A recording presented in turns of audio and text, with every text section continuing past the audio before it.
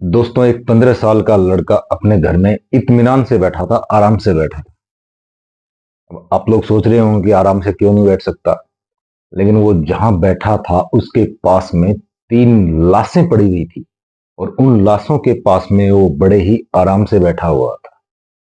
वो किसी का इंतजार कर रहा था। उसकी माँ घर के अंदर आती है, वो कहीं गई हुई थी और वो घर के अंदर आती है। जब माँ आती है तो माँ देखती है कि घर पे 3 लाशें हैं और ये लड़का आराम से बैठा हुआ है।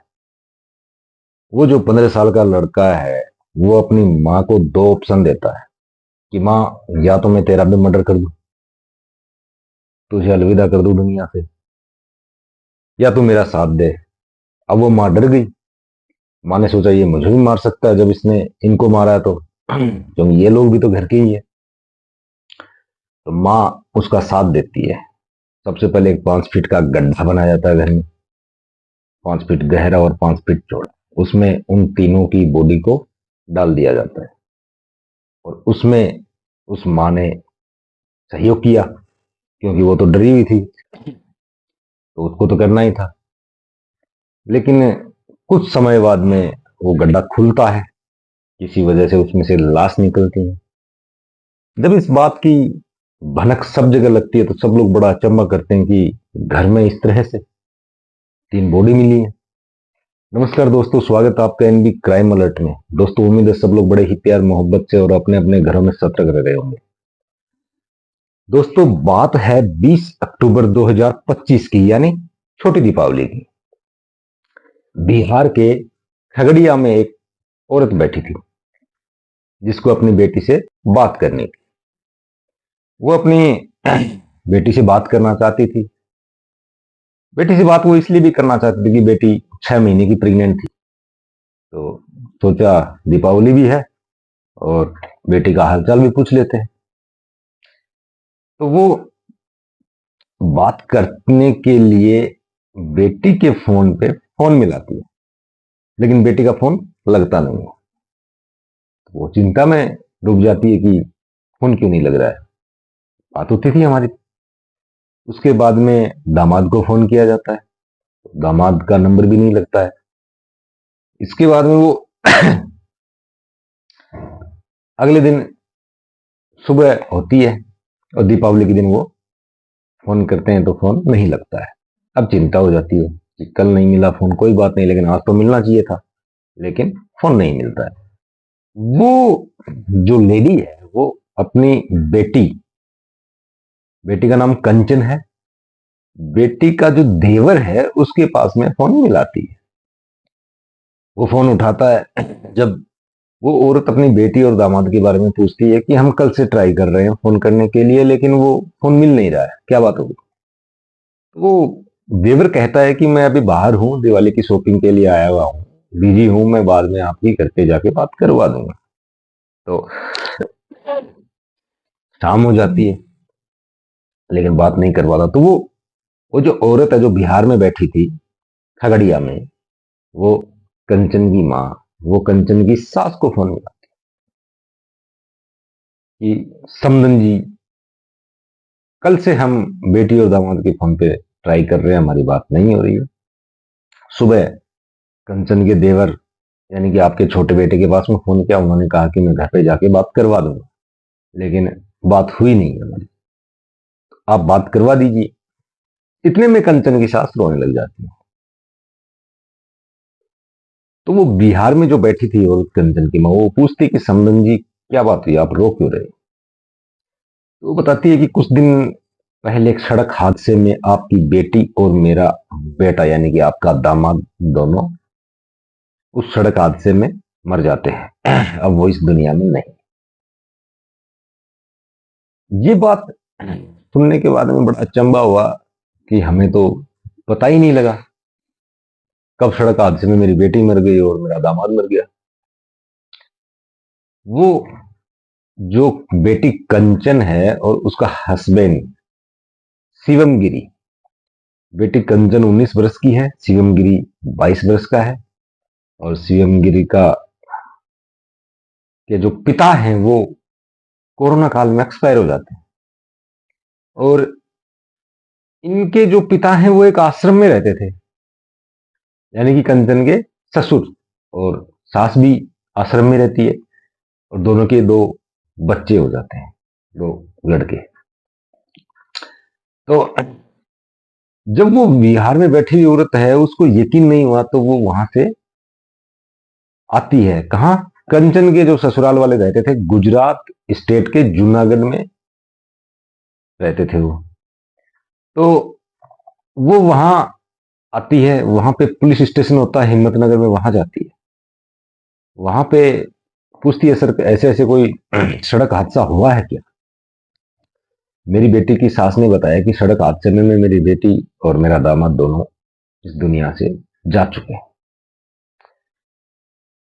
तो उन्होंने इंक्वायरी की तो ऐसा कुछ लगा नहीं उनको। फिर उन्होंने कहा कि आप जो बता रहे हैं, वो जिस जगह में रहते हैं वो क्षेत्र थाना बिसावदर है, क्योंकि उनका गांव शोभा बदला था, जो थाना बिसावदर लगता है। आप एक बार वहां जाइए और वहां पता कीजिए।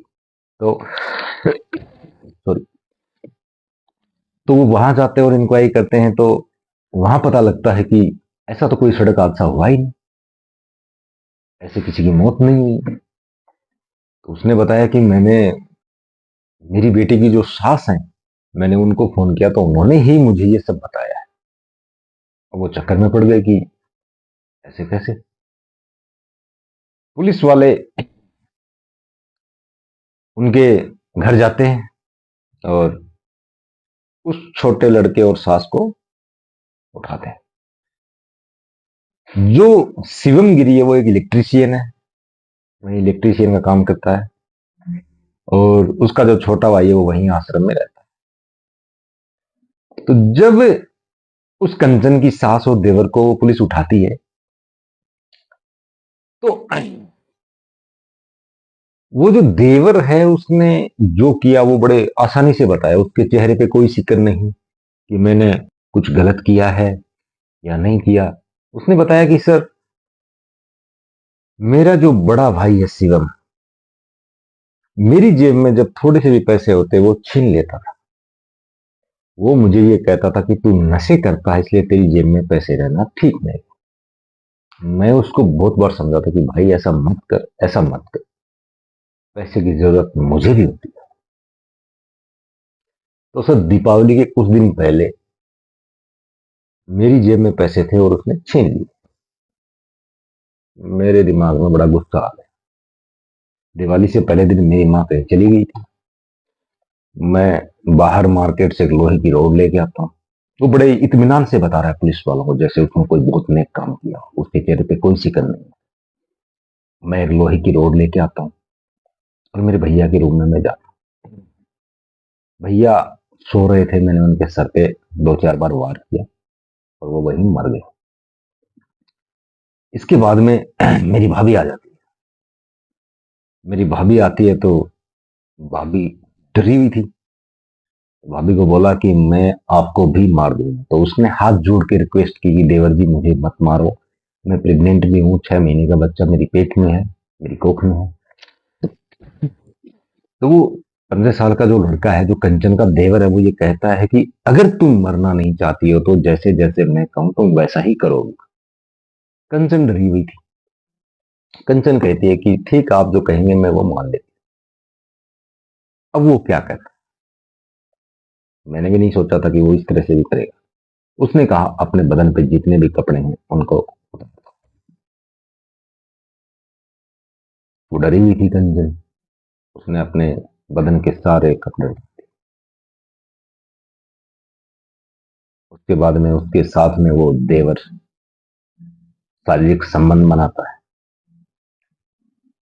और वो वहां से फ्री हो जाता है। लेकिन उसके दिमाग में तो कुछ और ही चल रहा था। तो, तो उसने अपने पैर से जोर से उस भाभी कंचन के पेट पे लात मारी, और लात इतनी जोर से मारी कि वो जो 6 महीने का भ्रूण था वो उसकी बॉडी से बाहर, और वो कंचन चिल्लाने लगती है, चीखने लगती है, दर्द से कराहने लगती है। इसके बाद में वो जो देवर है उसी लोहे की रोड से उस कंचन को भी। ये बातें वो पुलिस स्टेशन में बड़े प्यार से बता रहा है, बड़े इत्मीनान से बता रहा है, जैसे कि उसने कोई नेक। आगे वो बताता है कि सर, मैं बैठा रहा, मेरी माँ बाहर गई, मैं इंतजार कर रहा था मेरी माँ का। जब मेरी माँ आई तो मैंने मेरी माँ के सामने दो ऑप्शन रखे, या तो मैं तुम्हारा भी मर्डर कर दूं, या फिर तुम मेरा साथ दो। माँ डरी हुई थी, माँ ने मेरा साथ दिया। हमने एक 5 फीट का गड्ढा बनाया और उसमें इन तीनों की बॉडी को डाल दिया। मेरे भाई, भाभी और वो जो 6 महीने का भ्रूण था, उन तीनों को हमने डाल दिया। पुलिस को बड़ा अचंभा हुआ कि 15 साल का लड़का इस तरह से भी सोच सकता है। अपने ही भाई को मार दिया, भाभी के साथ में रेप किया, और जो कोख में था वो भी मर गया। पुलिस उस कंचन की सास का जो लोकेशन है, उसके नंबर को ट्रेस करती है, उससे पता करती है कि उस दिन क्या वो घर में थी।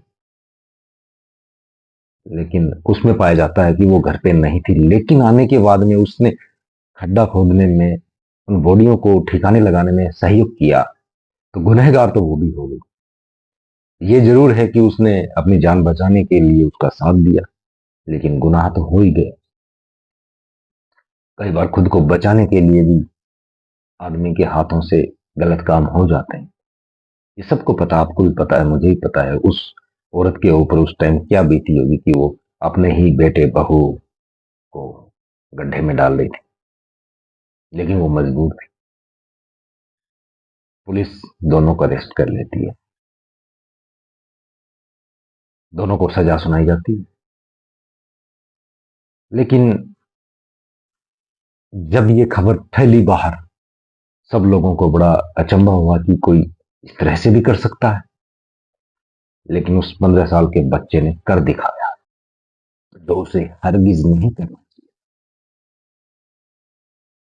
दोस्तों, देश दुनिया में पता नहीं कैसी कैसी घटनाएं होती हैं, लेकिन उन घटनाओं को आप तक पहुंचाना जरूरी होता है।